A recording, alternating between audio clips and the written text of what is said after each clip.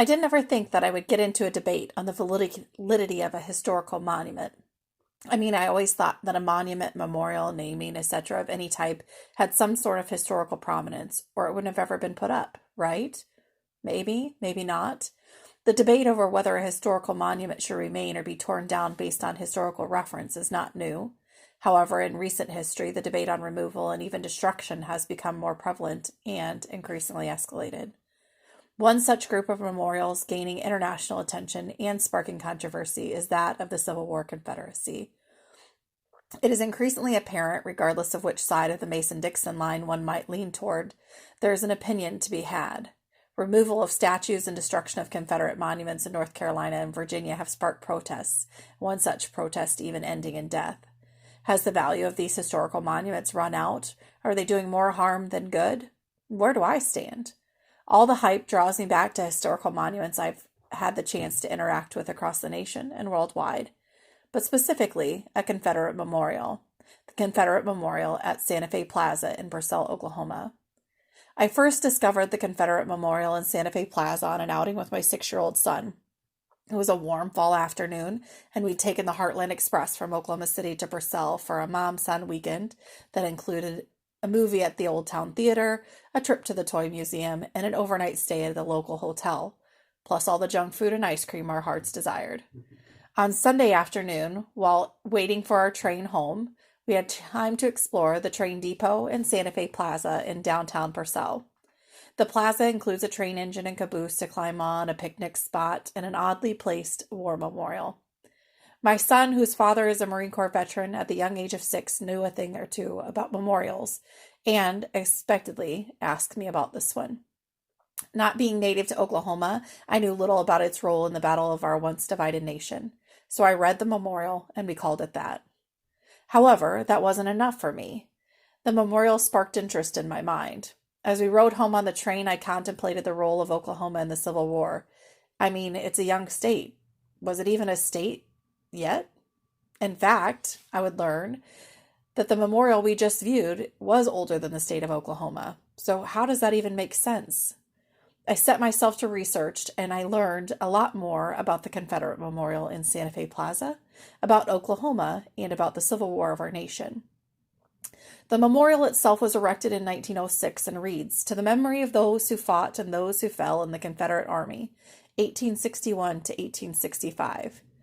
And on the other side, "But their memories ever shall remain for us, and their names, bright names without stain for us.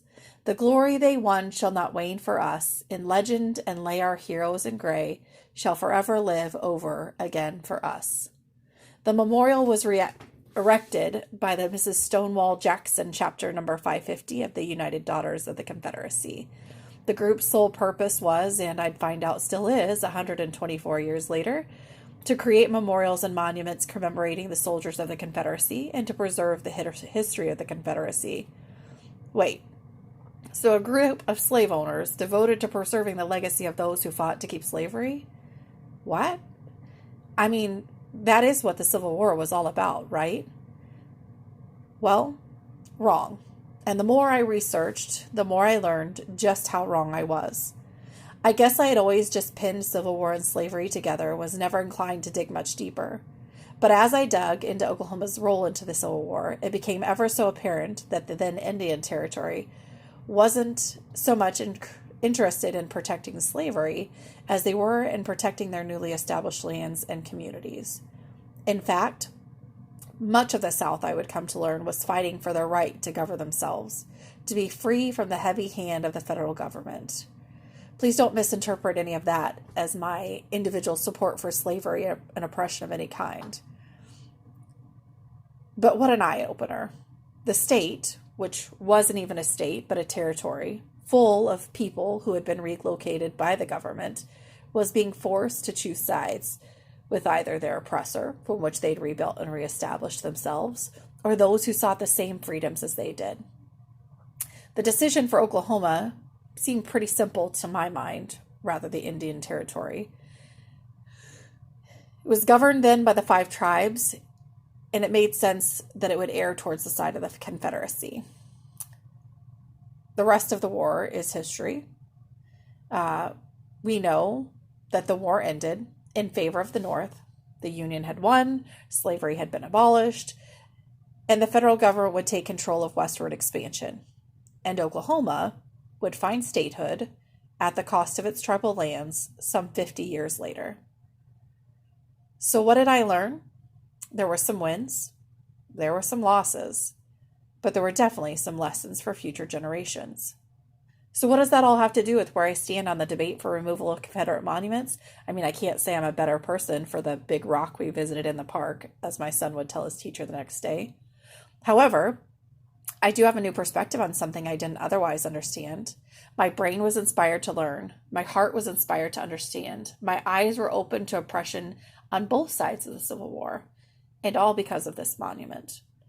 For those who believe that Confederate monuments like the one in Santa Fe Plaza should be removed, I ask you, if we hide away history, can we learn from it?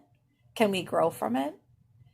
If we use our history and these monuments as sounding boards for discussion and debate, can't we create mutual respect?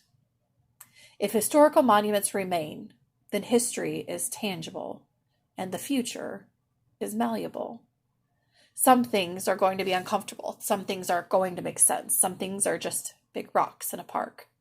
But they are all part of our history. If you'd like more history on Oklahoma's role in the Civil War, check out the Historical Society's publication, Civil War Era, at www.okhistory.org, and The History Detectives, Causes of the Civil War, on pbs.org. For more information on historical monuments and locations, check out the Historical Marker Database at www.hmdb.org. Thank you.